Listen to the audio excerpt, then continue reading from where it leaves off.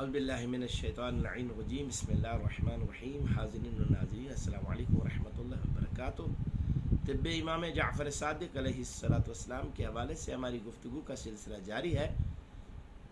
غصہ اور پریشانی کا علاج. حضرت امیر المؤمنین علی ابن ابی طالب علیہ الصلوۃ والسلام حضرت رسول خدا صلی اللہ علیہ وآلہ وسلم سے روایت فرماتے ہیں کہ آپ صلی اللہ علیہ وآلہ وسلم نے ارشاد فرمایا کہ ہر مہینے میں 3 روزے رکھا کرو. یہ بھی غصے اور پریشانی کا علاج ہے. پہلا درمیانی بدھ، ماہ مبارک کے پہلے اور آخری جمعرات کے دن. مہینے کا درمیانی بدھ اور ہر مہینے کی پہلی اور آخری جمعرات کے دن روزہ رکھو.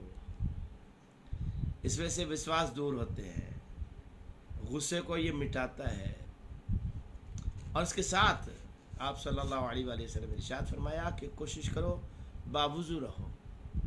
اس سے غم بھی دور ہوتے ہیں اور انسان کا غصہ بھی دور ہوتا ہے. سبحان اللہ.